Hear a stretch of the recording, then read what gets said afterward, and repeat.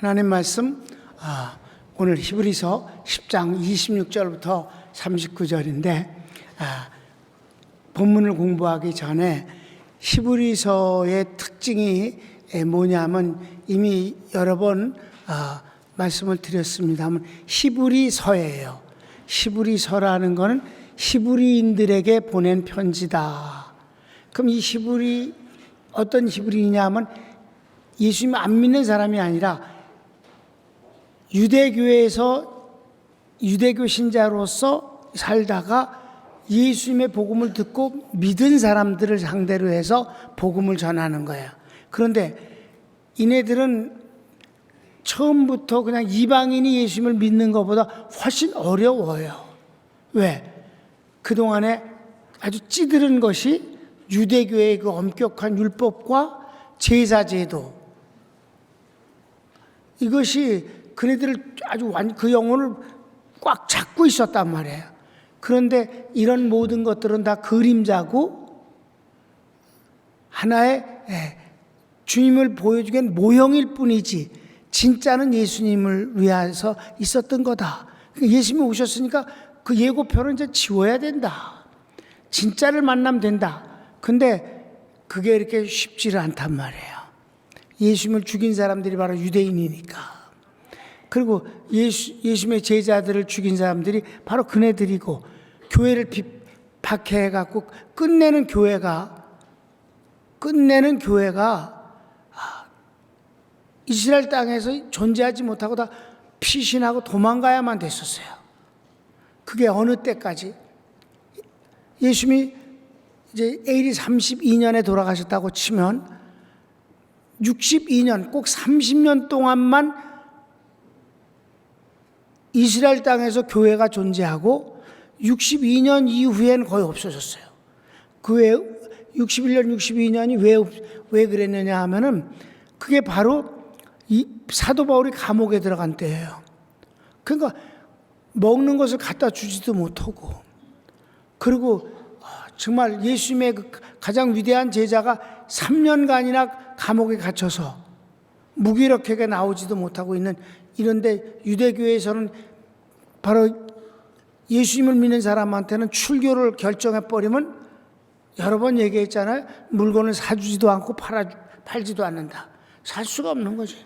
그러니까 전부 다 뿔뿔이 다 해서 이 아시아 쪽으로 다 나갔단 말이에요.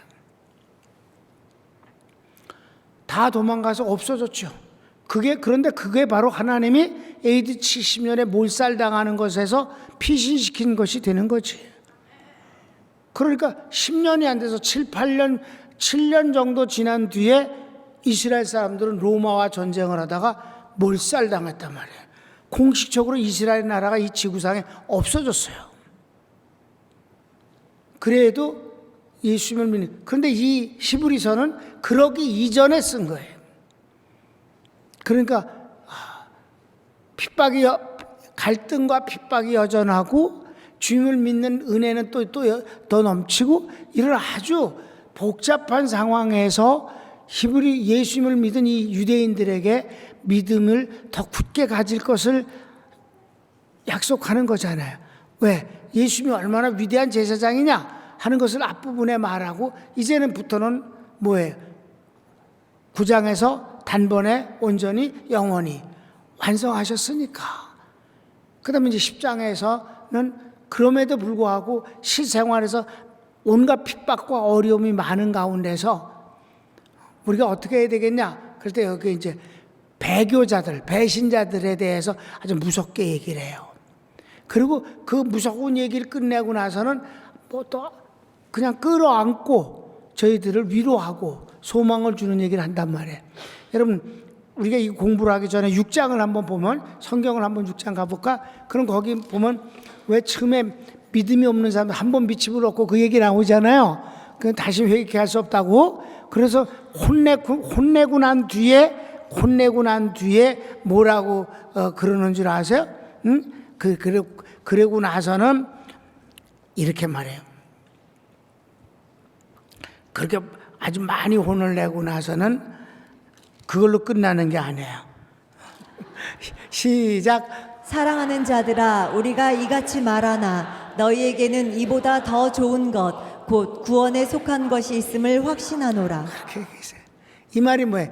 자, 이렇게 무시무시하게 혼을 냈지만은 사실 우리가 이렇게 말은 했지만은 말이야. 사실은 믿는 우리에겐 큰 은혜가 있지 않냐, 확신도 있고 이렇게 위로를 해준다 이 말이에요. 이 패턴 이제 이해했어요? 자, 10장을 가자고. 10장 26절부터 보면 이 배신자들에 대해서 아주 무섭게 혼을 낸단 말이에요. 자, 오늘 제목을 한번 읽어볼까? 불신자보다 악한 배신자. 차라리 불신자보다 더 나쁜 것은 배신자다. 그러는 거예요. 그래서 그 가로치고 1번을 보면 복음을 듣고 고의로 대적하는 자에게는 용서가 없고 심판만 있을 뿐입니다. 26절부터 27절 본문을 읽읍시다. 우리가 진리를 아는 지식을 받은 후 짐짓 죄를 범한즉 다시 속죄하는 제사가 없고 오직 무서운 마음으로 심판을 기다리는 것과 대적하는 자를 태울 맹렬한 불만이 있으리라. 이 사람들은 처음부터 믿는 사람이 아니에요. 그냥 속해 왔어요.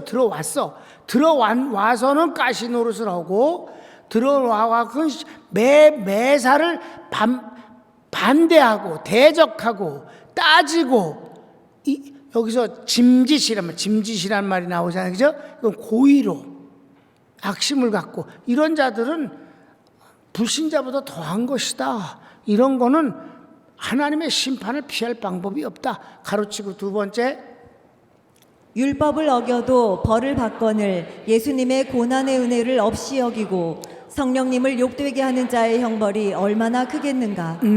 여기 없이가 아니라 없이 여겨. 없이 여기는 거야. 없이가 아니라 우습게 알고 깔보고 짓밟아 버린다고 그랬어요. 그 말을 이제 말하는 거야. 본문을 보면 밟는다고 그랬어요. 자, 성경을 읽읍시다. 모세의 법을 폐한 자도 두세 증인으로 말미암아 불쌍히 여김을 받지 못하고 죽었거든. 하물며 하나님의 아들을 짓밟고 자기를 거룩하게 한 언약의 피를 부정한 것으로 여기고 은혜의 성령을 욕되게 하는 자가 당연히 받을 형벌은 얼마나 더 무겁겠느냐 너희는 생각하라. 당연한 것이죠. 당연한 거예요. 그러니까 불신자보다 더 나쁜 놈은 들어와서 악한 짓을 하는 놈이에요. 그렇습니까? 그러니까 이런 거는 뭐 하나님이 가만 안 놔두신다는. 그건 왜냐하면 불신자는 몰라서 안 믿고 있는 것이지만 듣고도 예수님을 짓밟고 그 흘리신 보혈을 더럽게 여기고 없이 여기는 이런 자들이 성령의 감동하심을 아주 아무렇지도 않게 여기는 자들이 받을 벌이 얼마나 크겠는가. 그건 분명하다. 그 다음에 3번째는 유대 민족이라는 이유가 이런 큰 죄를 범하고도 용서되는 줄로 생각하지 말라. 너희를 택한 민족이라는 것 자체를 하나님이 택해 주신 것이지 하나님이 택한 것이 모든 것이 다 되는 건 아니다. 택해 주셨으면 잘 자라야지. 택해서 심어 주셨으면 지가 잘 자라야지. 아멘. 그렇게 택한 것이 얼마나 큰 축복인가. 그런데 택했다는 것 때문에 택한 분을 능멸하고서 그 택한 것을 내세우면 안 되는 거지. 택했으니 얼마나 그게 감사한 거예요. 그러니까 하나님의 은혜를 귀하게 여겨야지. 은혜를 없이 여기는 자는 벌이 더 큰 거지. 그렇습니다. 자, 그래서 성경을 읽읍시다. 시작. 원수 갚는 것이 내게 있으니 내가 갚으리라 하시고 또다시 주께서 그의 백성을 심판하리라 말씀하신 것을 우리가 아노니 살아계신 하나님의 손에 빠져들어가는 것이 무서울진저. 그럼 하나님의 손에 빠져들어가. 하나님이 여러분 사람의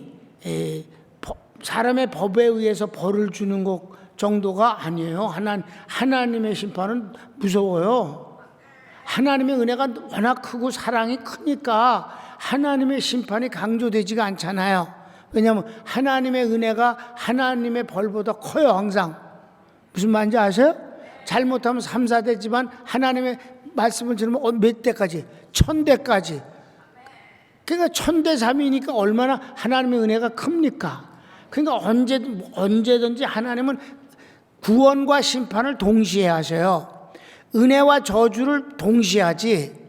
그런데 언제나 은혜가 크고 저주나 심판은 작아요. 그러니까 그런데 우리가 착각을 하나님이 사랑이시니까 어떻게 사람을 지옥에 보내시냐고. 보내셔.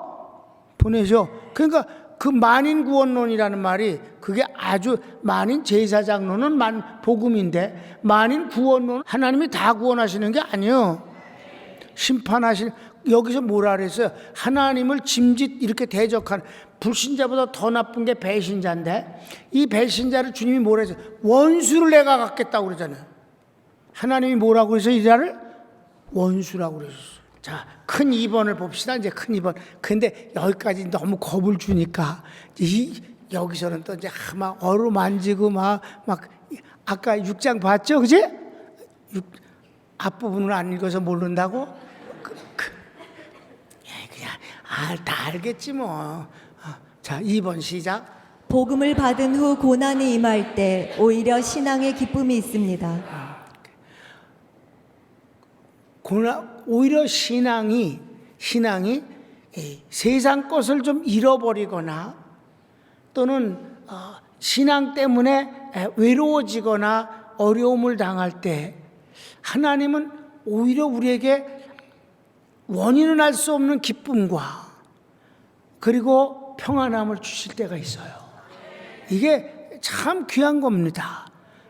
이게 신비로운 것이에요. 그래서 하나님의 평안은 세상이 주는 것과 같지 않다는 말을 성경에 많이 하잖아. 내가 너에게 주는 평안은 세상이 주는 것 같지 않다니라. 세상은 물질주의라든가 당장 느껴지는 기분이라든가 환경이에요. 그런데 오히려 그것이 아닌데도 불구하고 더 평안과 기쁨을 얻을 수가 있어요. 이게 하나님이 주시는 위로입니다. 내가 너에게 주는 평안은 세상이 주는 것 같지 아니하다.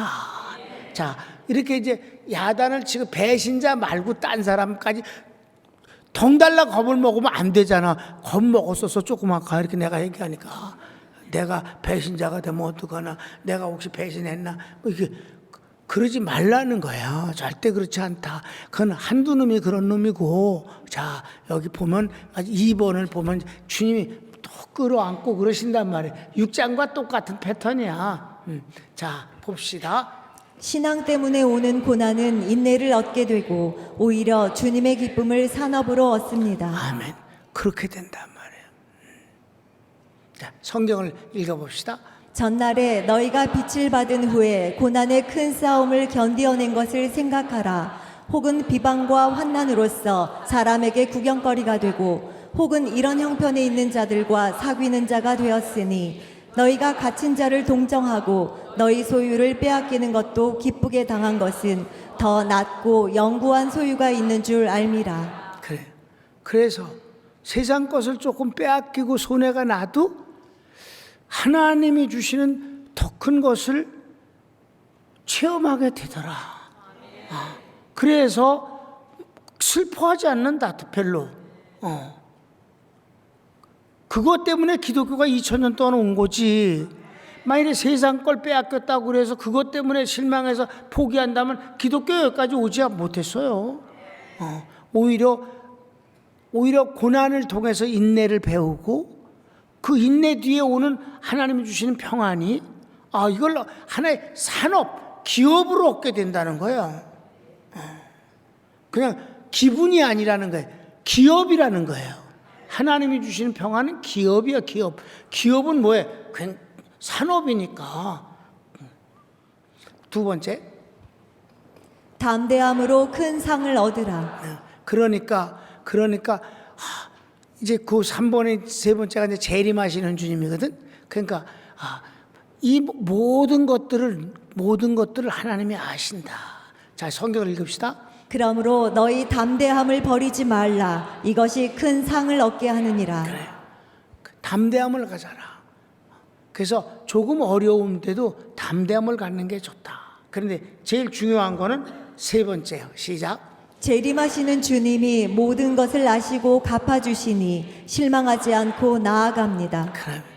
재림하시는 주님. 그러니까 하나님이 여기서도 보면 두 종류의 인물이 있잖아, 그지?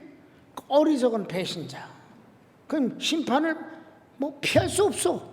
그런데 오히려 신앙을 갖고 약간의 손해가 나도 하나님의 위로와 기쁨과 주님이 낭주에 갚아주실 것에 대한 소망, 이걸 갖고 사는 사람들, 이 두 종류의 사람이 나오잖아. 그래 안 그래요? 아까 6장에서도 한 번 빛이 밝고 맛보고 다시는 회개케 하여 그 없다 그러는데, 내가 이렇게 말하긴 하지만 대다수의 사람들은 안 그렇지 않느냐, 이렇게 말한단 말이에요.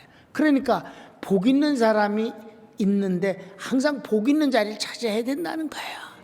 국가도 그렇고 개인도 그렇고 뭐 두말할 것도 없이 주님이 복 있는 자리죠.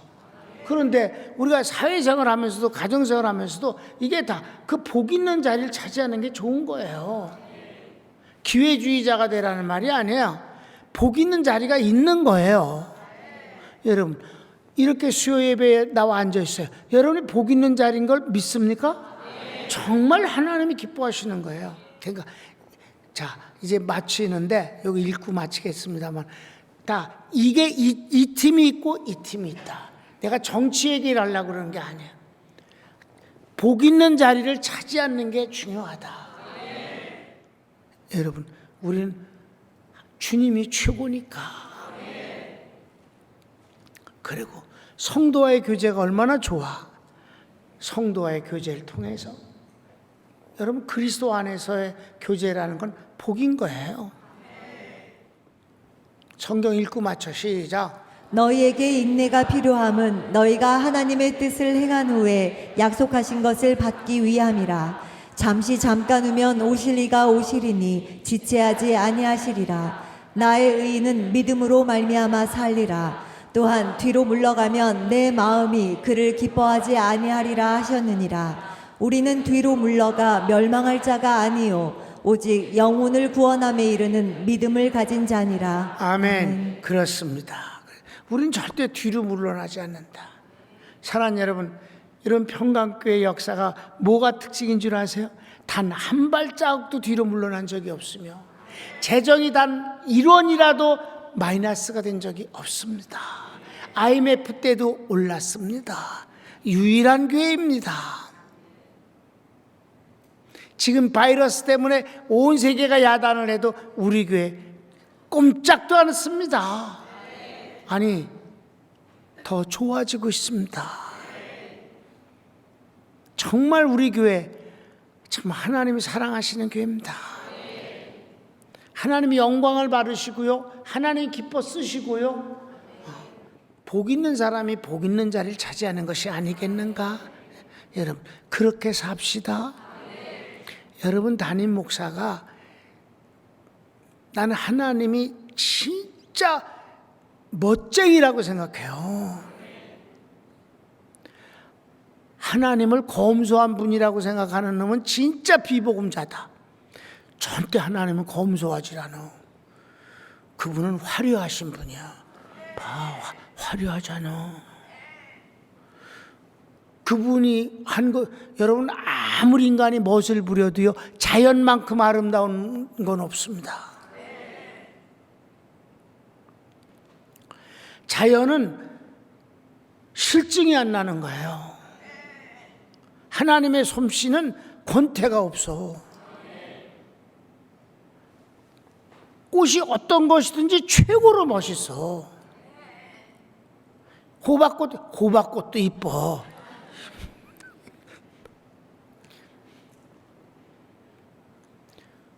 호박꽃이 얼마나 꿀이 많은데 다 나름대로 다 예뻐. 다. 하나님은 멋쟁이에요. 하나님은 가난한 분 아니야? 어마어마한 부자야. 그러니까 하나님을 이상하게 만든 인본주의적인 면에서 아주 감상주의에 빠지고 가난할 수는 있어. 그러나 가난을 미워하진 마라. 아플 수 있어. 아픈 걸 미워하지 마라. 오히려 하나님은 부욕해 하시는 분이고 하나님은 고쳐서 건강케 하시는 분이지. 징징거리고 외롭고 힘든 것을 근사하게 승화시키는 분이 아니야. 단 한 번도 그러지 않아. 여러분, 담임 목사는 그 복음을 알고 있고 그 복음을 전하고 있고 그 복음으로 역사하고 있고 그 복음대로 여러분을 축복자를 만드는 사람이야. 그게 싫다고 그러면 안 되지. 손을 뭅시다. 사랑하는 우리 평강교회 성도 여러분이야, 여기 10장에서 두 부류의 사람이 있습니다. 두말할 것도 없습니다. 우리 평강교인들은. 여러분, 내가 구약을 소선지서를 안 가리킵니다.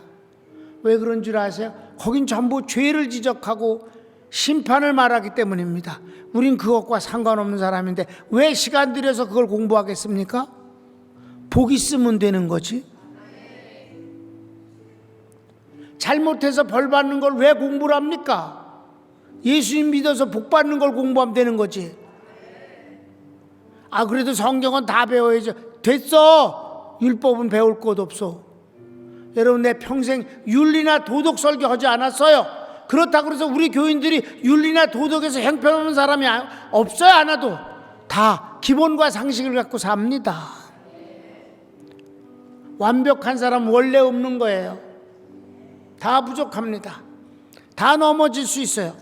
그래도 하나님이 일으켜 주시면 되는 것이고 치료해 주시면 되는 거고 용서하시면 되는 거고, 난 여러분에게 복음을 전합니다. 어디에 있느냐가 중요한 거지요. 아니, 태어나도 부모를 잘 만나는 게 복이라고 하거늘 하물며 주님이야 두말할 나위가 있겠습니까? 여러분, 나는 부모를 잘 만나는 것보다 교회를 잘 만나는 게 더 복이라고 믿습니다. 다 같이 주여 한번 부르기도 합시다. 주여, 오 사랑하는 주님 감사합니다.